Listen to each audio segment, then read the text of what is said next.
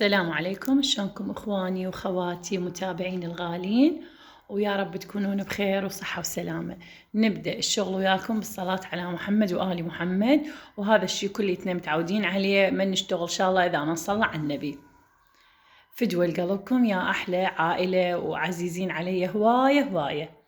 أني أحب أشكركم قبل ما أبلش بالشغل، وممنونة منكم ومن اللي وقفوا وياي بشغلة البثوث، هواي تعبوا وياي، وأشكرهم من كل قلبي، والله يوفقهم ويرضى عنهم لأن ساعدوني وظلوا مسانديني، كلهم يعرفون نفسهم وحافظتهم على قلبي، وادعي لكم إن شاء الله يا ربي. هذا مساعدتكم إلي وقلت لكم إياها أني إن شاء الله. هذا الشغل اللي يعني كله تعبي ويا هاي القناة، تعرفون قلت لكم وهبتها عندي العوائل أيتام. إن شاء الله هاي القناة من راح تكبر راح تشوفون بإيدكم أرباحها راح تروح على العوائل المحتاجة والمتعففة. قلت لكم الحمد لله والشكر يا ربي، الله يزيدني ويزيد الجميع إن شاء الله من فضله.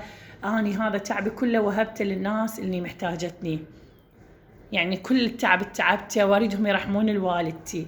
فدوى لقلبكم. راح نبدأ الشغل وياكم بهذا الموديل اللي هو قدامكم، باع عليه قص على الكتف وخرط لاستيك. بس هنا هذا الموديل هسه راح اشتغله وياكم، راح اشتغله نقول بزي هندي، يعني قميص وبيجامة. ما راح اشتغله بدشداشة مثل ما هو قدامكم، نفس الموديل بس راح نشتغله بزي هندي قلت لكم. واعتذر شوية ظلمة لأن أنا ما طول طافية كهرباء، أبقى أفصل وأكمل بين ما تجي الكهرباء، لأن وطنيتنا ما شاء الله عليها بس نوم زينة. تحياتي لكم أينما تكونوا. باعوا هسه خلي أعطيكم نبذة مختصرة عن هذا الموديل. باعوا هنا هاي قصة على الكتف، وهنا قدامكم هذا راح يصير خرط لاستيك، وهذا اللاستيك اللي راح اشتغل بيه قدامكم هذا. باعوا هذا اللاستيك لان انا قلت لكم نشتغل باللاستيك العريض، لان ما اريد اشتغل بخيط لاستيك وهذا الخيط اللاستيك ينقطع وبساعة يتعب الثوب ويذبوه خطية. فهسه هاي القصة نفسها راح تكون بالظهر. وهسه انا وياكم نبلش. عندي هنا قدامكم القماش 2.5 متر راح الزمه بالطول، هذا لازمته بالطول يعني على قد 2.5 كليتهم. راح اطلع هنا من هنا قدامكم القميص اول شيء، وثاني شيء البيجامه، وثالث شيء الردان. هنا القميص راح تصير بيه قصه، ركزوا وياي، راح تكون بيه قصه على الكتف. شلون راح اشتغله وتباع عليه بالرسم. هنا أنا حبايبي راح أشتغل لكم اليوم بالأولد شيب شريط القياس، لأن معظمهم يقولوا لي دائما يعلقون ويقولون نريد تشتغلين بشريط القياس.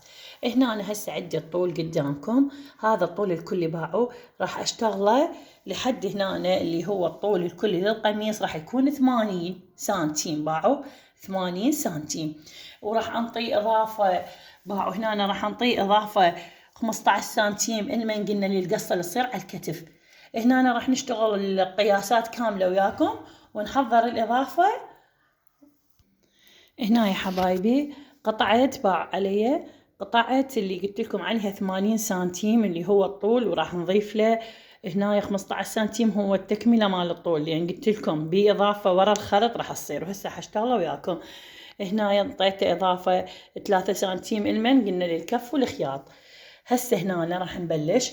عندنا أول خطوة عندنا الكتف نفسه اللي راح يصير من على الصدر راح ناخذه هنا. ايش قد راح ناخذه؟ راح ناخذه شبر. باعوا هذا الشبر قدامكم اللي هو بشريط القياس باعوا 20 سنتيم. اني الشبر مالتي 20 سنتيم. شوفوا هنا قدامكم هذا الشبر مالتي 20 سنتيم. شوفوا هال20 هذا الشبر مالتي. أخذنا أول شيء الصدر اللي هو راح يصير قلنا نفسه على الكتف. هنا إيش عندنا؟ قلنا هنا عندنا هنا بقياس بعد إضافة قماش اللي هي تكملة ويا راح تكون عليها إيش قد شبر صغير اللي هي 15 سنتيم. هنا إيش راح ننزل؟ باعوا راح ننزل هنا فقط 3 أصابع. باعوا هاي 3 أصابع منا لهنا فقط. باعوا نزلنا هاي الفتر هنا باعوا عليها 3 أصابع. راح نجي ناخذ الخصر من هنا. ايش قد راح ناخذ الخصر؟ الخصر اللي بنيه هذا اكسين يعني شبر و3 أصابع. شوفوا شبر 3 أصابع. هاي الشبر و3 أصابع. هنا أخذناها شبر و3 أصابع. باعوا هنا ايش قلنا هذا الموديل راح ننطيه إضافة إلمن للاستيك الخرط، يعني راح آخذ كل هذا القماش قدامكم. باعوا هاي الإضافة الباقية اللي هي فتر، من راح أفتحها راح تطلع لي شبر كبير. هسه هذا كله راح آخذه أني، شوفوا كله راح آخذه. مشكلتي أني دا أصور وحدي ودا أشتغل وحدي. هنا عندكم هاي الزاوية متعلمين دائما أقول لكم أدخل بيها 3 أصابع من هنا، وراح أجي أكمل حفرة الأبط. شوفوا حفرة الأبط راح تجي هنا، راح أجي أقص تشوفون.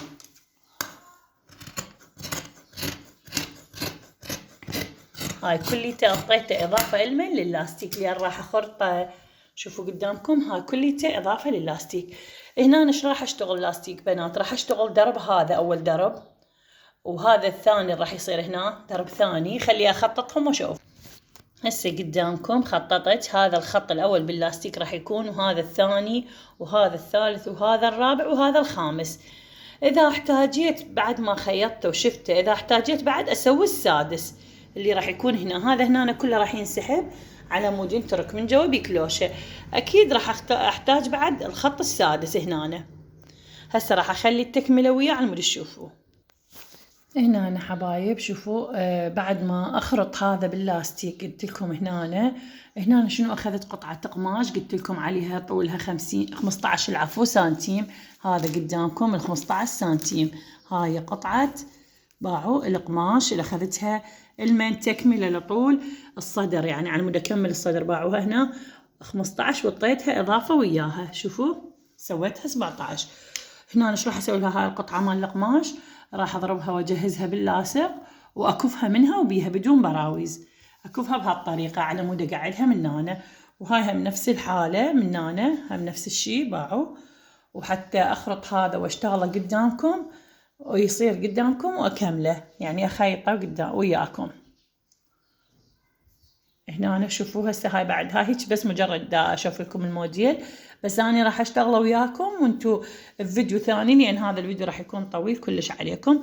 بالنسبة للخلف راح يكون باعوا نخلي ذني على جهة، راح نجي على الخلف. الخلف راح يكون عدل، شوفوا عدل ما بيشي الخلف بس بحفرة رقبة، راح يكون بهالطريقة ما بيقصة.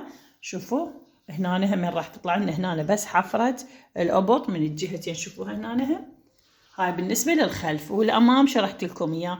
هسه راح أفصل الردان وياكم. حتى هسه حبايبي جيت أفصل البيجامة وياكم قبل ما أقص الردان على مود اللي يبقى القماش الزيادة اللي هو هذا قدامكم للردان.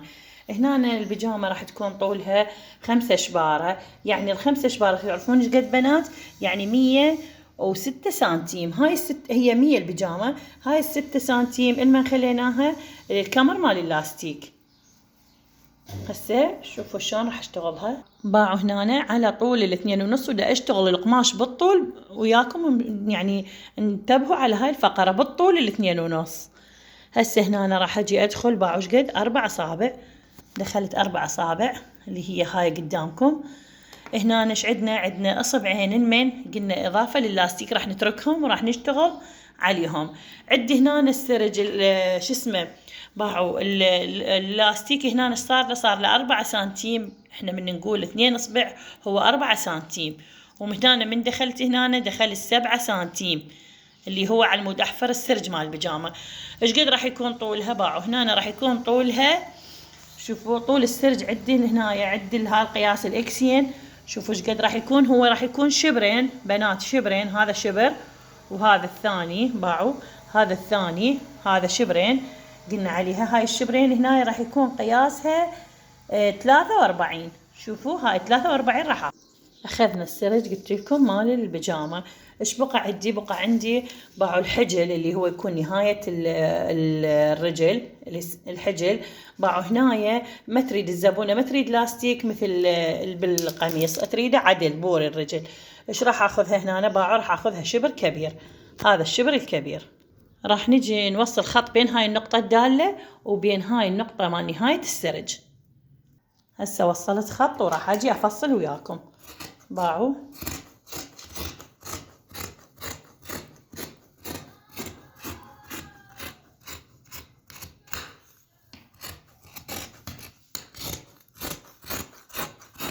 دائما البيجامة مال البيت تكون فضفاضة يعني عريضة، الواحد ياخذ راحته بيها.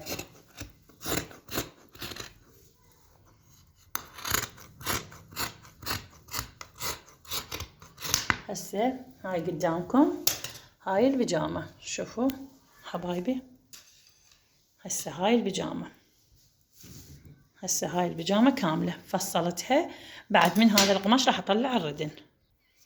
حبايب هسه اجينا على الردن. الردن هذا الطول الكامل قدامكم بشريط القياس. الردن دائما تكون 60 اللي هو هيانة قدامكم. هنا أنا منطية إضافة المن مو للاستيك. اللاستيك هنا أنا راح يكون بالداخل بس ما بيلفه يعني داخلي. هنا أنا باعوا هاي 60. ايش راح ننطي هنا بعد؟ راح نجي ندخل من هنا من هذا الاتجاه 15 سنتيم. شوفوا هاي ال 15 سنتيم دخلتها منا، وراح انزل من هاي الاتجاه باعوا 8 سنتيم على مود افصل الردان. شوفوا هسه هنا ايش راح احتاج لها؟ هاي الردن راح احتاج لها شلخ صغار اللي هم بالعاميه اكو ناس يسموهم سمكه، وناس كل من وحسب، هي اسمها شلخ صغار باعوا بنات. هسه هنا راح تتخيط هاي وياها على مود تكون الردن كامله. هنا أنا لأن الردن اللاستيك راح أخليها عريضة، من راح أسحبها باللاستيك راح تطلع منظرها كلش حلو نفس هاي الردن باعوا عليها. هيك شغلها راح يصير. أترككم في حفظ الرحمن، وأتمنى استفاديتوا مني. إن شاء الله منا ننزلكم فيديو ثاني مال خياطته. أشوفكم بخير ومع السلامة. لا تنسوني باللايك، ولو بالأخير إجتي. مع السلامة حبايب.